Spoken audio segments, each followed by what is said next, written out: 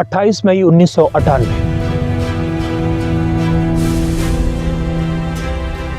दोपहर के 3:16।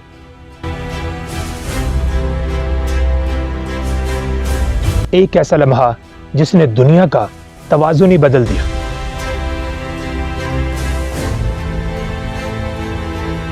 जब साइंसदान और फौजी भी अपनी जान बचाने के लिए भागे।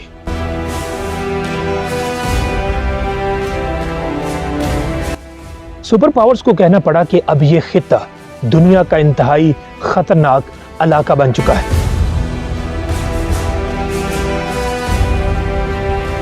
लेकिन इन धमाकों के पीछे एक पुरअसरार कहानी है जो दहाइयों पहले ही शुरू हो चुकी थी। We will never let Pakistan be a victim of nuclear blackmail. एक ऐसा प्रोग्राम कि जिसमें अगर पाकिस्तान शामिल ना होता तो कभी भी द ग्रेट न्यूक्लियर पावर नहीं बन सकता था। Atoms for piece.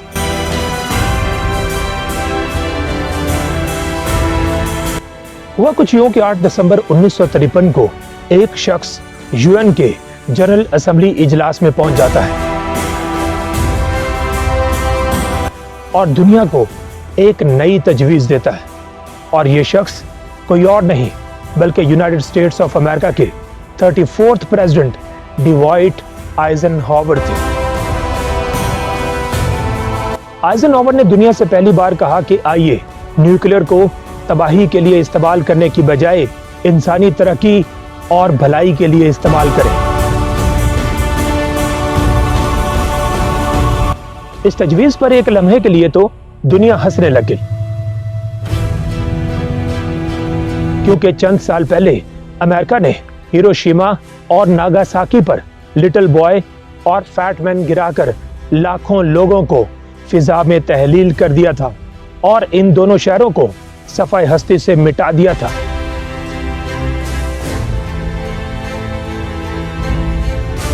क्या अमेरिका को वाकई में इंसानी हुकूक याद आ गए थे?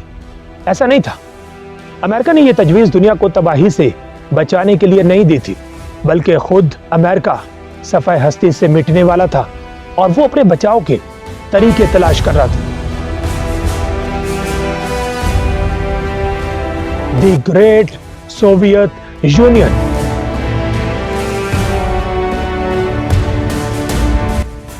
सोवियत यूनियन उस वक्त तक थर्मोन्यूक्लियर डिवाइस का भी टेस्ट कर चुका था।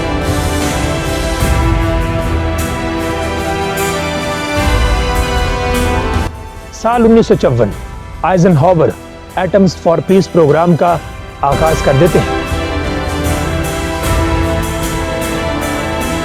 लेकिन सदर आइजनहावर नहीं जानते थे कि आगे चलकर एटम्स फॉर पीस प्रोग्राम ही दुनिया के नक्शे पर एक इस्लामी मुल्क को दुनिया की वाहिद इस्लामिक एटॉमिक पावर बना देगा।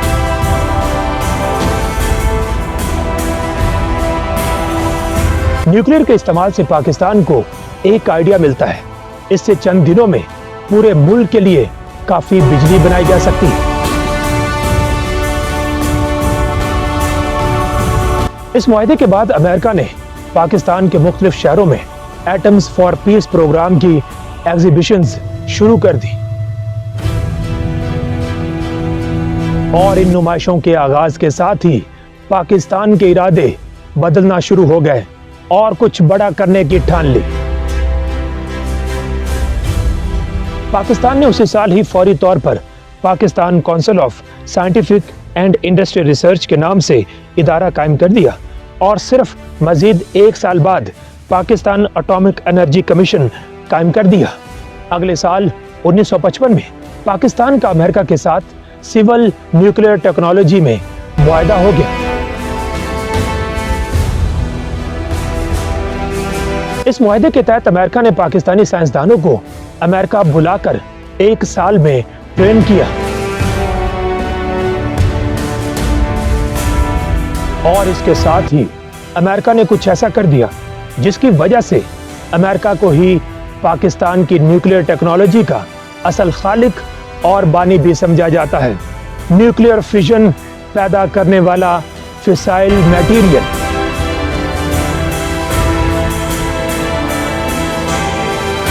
यानी बिजली बनाने के काबिल इन रिच यूरेनियम पाकिस्तान को दी गई और साथ ही न्यूक्लियर रिएक्टर भी फराहम किए गए।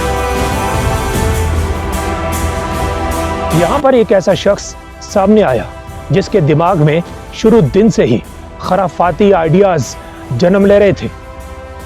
वो वाहिद शख्स थे जिन्होंने शुरू दिन से ही पाकिस्तान को न्यूक्लियर पावर बनाने की कोशिशें शुरू कर दी थी। The great Zulfikar Ali Bhutto.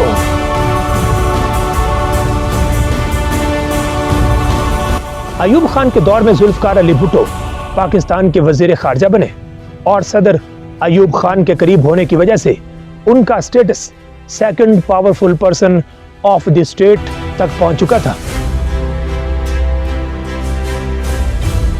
उन्होंने कई बार अयूब खान को पाकिस्तान को एटमी पावर बनाने के लिए यूरेनियम इनरिचमेंट के मंसूबे शुरू करने का मशवरा दिया, लेकिन अयूब खान ने उनकी कोई बात नहीं सुनी। हालांकि जब 1964 में चाइना ने न्यूक्लियर टेस्ट किए तो उसके बाद यह गुमान हकीकत इख्तियार कर चुका था कि अब इंडिया भी लाजमी धमाके करेगा। अक्टूबर 1965 में जुल्फकार अली भुट्टो ने बतौर वजीर खारजा वियना का दौरा किया, जहां पर उनकी मुलाकात न्यूक्लियर इंजीनियर मुनीर अहमद खान से हुई, जो इंटरनेशनल एटॉमिक एनर्जी एजेंसी में एक आला तकनीकी ओहदे पर फाइज थे। मुनीर खान ने उन्हें बताया कि भारत इस वक्त अपने न्यूक्लियर प्रोग्राम में किस स्टेज पर है और पाकिस्तान के लिए अपनी जौहरी सलाहियत पैदा करने के इम्कानात क्या है। 1965 की जंग के फौरी बाद भुट्टो ने ऐलान किया, चाहे हमें घास खानी पड़े, हम एटम बम बनाकर रहेंगे। एक नए दौर का आगाज होता है। सदर पाकिस्तान याहिया खान बन चुके होते हैं और जुल्फकार अली भुट्टो पीपल्स पार्टी कायम कर चुके होते हैं। याहिया खान ने भी अयूब खान की तरह न्यूक्लियर हथियार बनाने में ज्यादा दिलचस्पी नहीं ली। फिर एक ऐसा वाकया हुआ जिसकी वजह से पाकिस्तान दो टुकड़े हो गए। याहिया खान पर दबाव बढ़ा और उन्हें मजबूरन रिजाइन करके सदारत जुल्फकार अली भुट्टो को सौंपनी पड़ी। जुल्फकार अली भुट्टो ने सदर बनने के महज 35 दिन बाद ही 24 जनवरी 1972 को न्यूक्लियर वॉरहेड्स तैयार करने का हुक्म दे दिया। हुआ कुछ यूं कि उस दिन जुल्फकार अली भुट्टो ने साइंसदानों को मुल्तान में इकट्ठा किया और रात की तारीकी में बंद दरवाजों के पीछे एक खुफिया मीटिंग की। ये एक ऐसी मीटिंग थी जिसका रिकॉर्ड तहरीरी तौर पर महफूज नहीं किया गया था। मीटिंग में शुराका को खास तौर पर धीमी आवाज में बात करने की हिदायत की गई थी और उसे उस वक्त तक राज रखने का कहा गया जब तक पाकिस्तान न्यूक्लियर टेस्ट करने में कामयाब नहीं हो जाता। यहां बंद दरवाजों के पीछे एक ऐसा सफर शुरू हुआ जिसके असरात बरसों बाद पूरी दुनिया ने महसूस किए। यहाँ इम्कानात तोले गए, खतरात का अंदाजा लगाया गया और फंड्स के लिए वसाइल का जायजा लिया गया। मुल्तान मीटिंग में सिर्फ एक ही सवाल पूछा गया, हमें एटम बम चाहिए, क्या आप लोग ये बना सकते हैं? साइंसदानों ने जवाब दिया कि ऐसा मुमकिन, बस माली वसाइल को देखना होगा।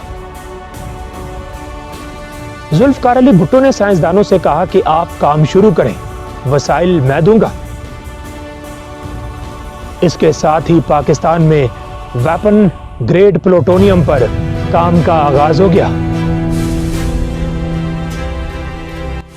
लेकिन सबसे बड़ी मुश्किल उस वक्त आन पहुंची जब डॉक्टर अब्दुल सलाम ने गुस्से में आकर तमाम हुकूमती ओहदों से रिजाइन कर दिया और न्यूक्लियर प्रोग्राम से भी अलग हो गए। डॉक्टर अब्दुल सलाम उस वक्त मेन साइंसदान थे और ये मुल्तान मीटिंग का भी हिस्सा थे। लेकिन जब पाकिस्तान ने आइन में दूसरी तरमीम करते हुए कादियानियों को गैर मुस्लिम करार दिया तो डॉक्टर अब्दुल सलाम चूंकि वो खुद भी अहमदी थे तो वो इस पूरे प्रोसेस से अलग हो गए। लेकिन इस मुश्किल सूरत हाल में पाकिस्तान से 6000 किलोमीटर दूर बैठा एक शख्स पाकिस्तान को न्यूक्लियर पावर बनाने के मुकम्मल गुर सीख चुका था। नेदरलैंड से एक खत वजीर आजम को मौसूल होता है जिसमें लिखा होता है, जनाब वजीर आजम, मुझ पर एतमाद करें, मैं पाकिस्तान को एटमी ताकत बना सकता हूं। और वो शख्स था डॉक्टर अब्दुल कदीर खान। डॉक्टर कदीर खान उन दिनों नेदरलैंड में एक ऐसे कंसोर्शियम में काम कर रहे थे जहां पर यूरेनियम इनरिच की जाती थी और डॉक्टर कदीर खान की भी यूरेनियम इनरिचमेंट प्रोसेस तक मुकम्मल रसाई थी। डॉक्टर कदीर खान वतन वापस आए और यहां से पाकिस्तान का बाकायदा तौर पर न्यूक्लियर हथियारों की तैयारी का सिलसिला शुरू हो गया। सबसे पहले कहोटा में सेंट्रीफ्यूजेस का एक प्लांट कायम किया गया जिसे बाद में कहोटा रिसर्च लेबोरेटरी में तब्दील किया गया और फिर उसका नाम डॉक्टर AQ खान लैब रखा गया। डॉक्टर अब्दुल कदीर खान ने इतनी तेजी से काम किया कि 1978 तक पाकिस्तान का पहला न्यूक्लियर हथियार तैयार हो चुका था। ज़ियाउल हक अयूब खान और याहिया खान से मुख्तलिफ साबित हुए और वो भी जुल्फकार अली भुट्टो की तरह हर हाल में पाकिस्तान को एटमी रियासत बनाना चाहते थे। उनके दौर में 1983 में पाकिस्तान ने न्यूक्लियर का पहला कोल्ड टेस्ट कर दिया।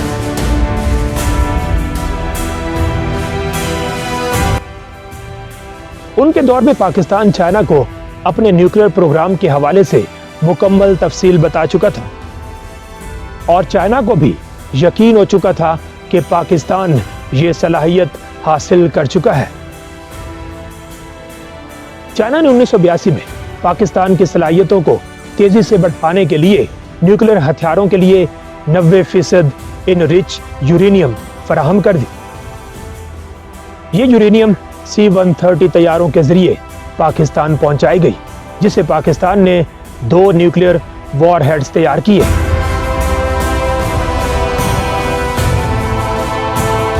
पाकिस्तान को यूरेनियम फराहम की गई। इसकी ना तो कभी चाइना ने और ना ही पाकिस्तान ने तस्दीक की। अलबत्ता डॉक्टर अब्दुल कदीर खान कई बार इसका हवाला दे चुके हैं और ये वॉशिंगटन पोस्ट में रिपोर्ट भी हो चुका है। यानी ज़ियाउल हक के दौर में पाकिस्तान एक मुकम्मल न्यूक्लियर ताकत बन चुका था। लेकिन न्यूक्लियर वॉरहेड्स इंडिया पर कैसे गिराए जाएं, इसकी टेक्नोलॉजी उस वक्त पाकिस्तान के पास नहीं थी।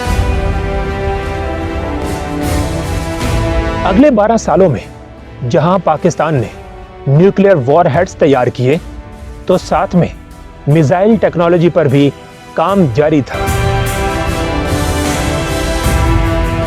और 1995 तक पाकिस्तान ने बैलिस्टिक मिसाइल गौरी तैयार कर लिया। शायद पाकिस्तान 28 मई 1998 को भी एटमी धमाके ना करता।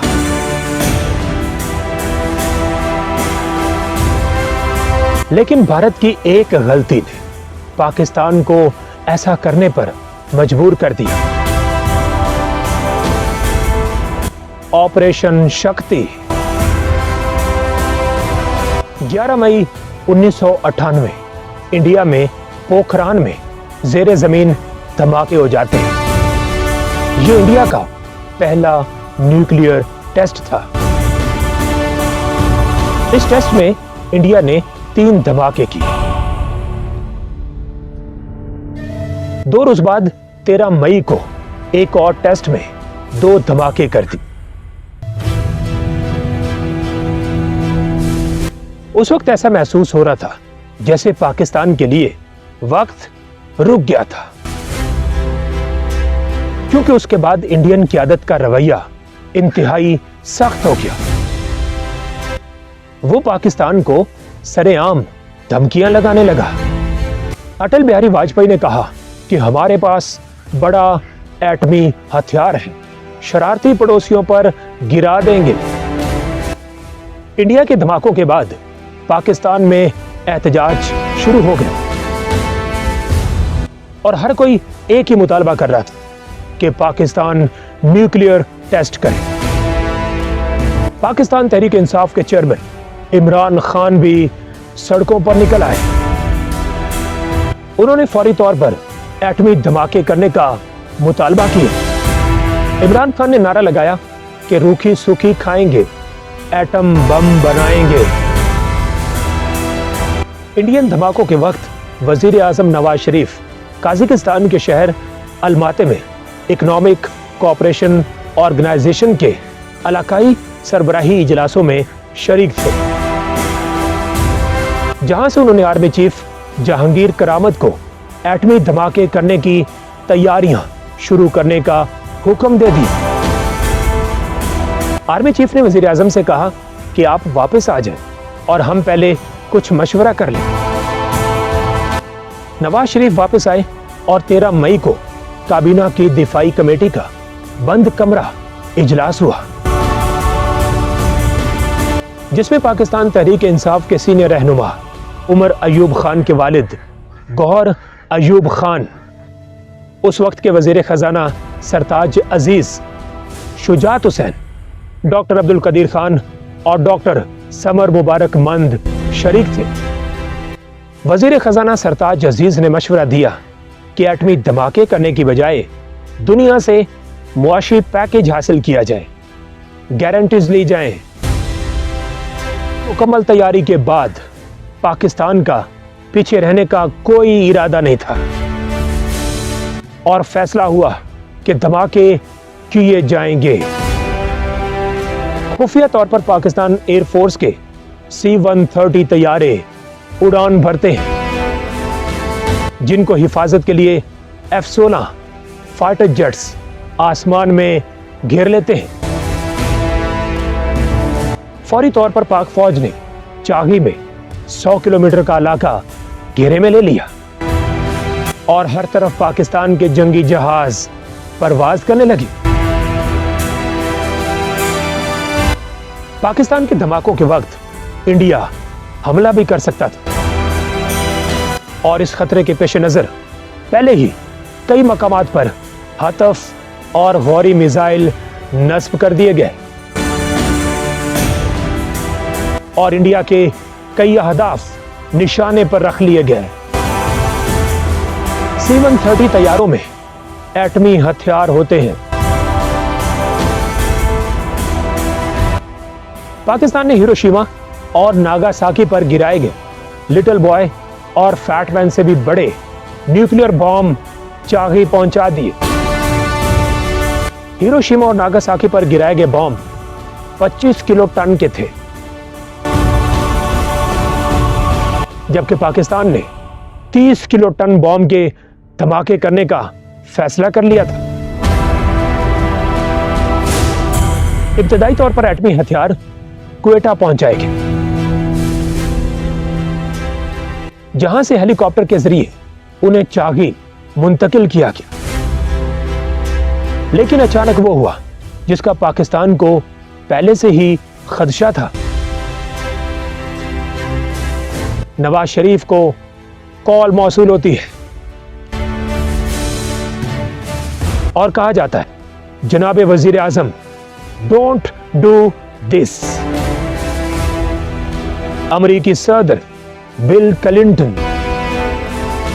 नवाज शरीफ को मौसूल होने वाली कॉल पर अमरीकी सदर खुद मौजूद थे, जिन्होंने पहले तो धमाके ना करने की गुजारिश की, $5 अरब देने की ऑफर भी कर दी। बिल क्लिंटन ने कहा कि अगर आप धमाके नहीं करते तो पाकिस्तान और अमेरिका के ताल्लुकात मुकम्मल तौर पर चेंज हो जाएंगे, लेकिन धमाके करने की सूरत में सख्त धमकियां भी दे दी।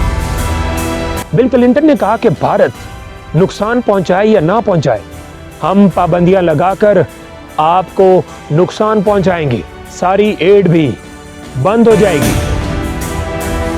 लेकिन नवाज शरीफ ने जवाब दिया कि अगर आप भारत को नहीं रोक सके और पूरी दुनिया मिलकर भी भारत को टेस्ट करने पर सजा नहीं दे सकी, तो अब यह चीज मेरे हाथ में भी नहीं है। पाकिस्तानी साइंसदानों ने धमाकों की जगह से 25 किलोमीटर दूर अपने खेमे नस्ब किए। धमाकों के अचानक हुक्म के बाद चागी में साइंसदानों के ठहरने के लिए कोई मकानात तामीर नहीं हो सके। साइंसदानों के लिए ट्रेन के डब्बों का इंतजाम किया गया, जिनके बाहर रात के औकात में बड़े बड़े बिच्छू फिर रहे होते थे। फिर आता है वो लम्हा 28 मई 1998 दोपहर के 3:16 पाकिस्तान धमाके करना शुरू कर देता है। पहली डिवाइस डेटोनेट होती है तो पहाड़ को आग लग जाती है। पूरा पहाड़ हिल चुका होता है। ये मनाजिर देखकर साइंसदान और वहां पर तैनात फौजी एहलकार भी दूर भागने पर मजबूर हो जाते, क्योंकि उन्हें खदशा लाक हुआ कि पहाड़ फट जाएगा और ये सब मर जाएंगे। लेकिन पहाड़ इतने मजबूत थे कि कुछ भी बाहर नहीं आ सका। 28 मई को पाकिस्तान 5 न्यूक्लियर डिवाइसेस को डेटोनेट करता है। ये तमाम टेस्ट यूरेनियम के होते हैं। और 30 मई को पाकिस्तान ने एक और धमाका किया, जो प्लूटोनियम और यूरेनियम मिक्स करके बनाया गया था। पाकिस्तान धमाके करता है और पूरी दुनिया इन धमाकों को सुनती और देखती है। और हर तरफ सिर्फ एक ही नारा बुलंद होता है, नारे तकबीर, अल्लाहु अकबर, अल्लाहु अकबर।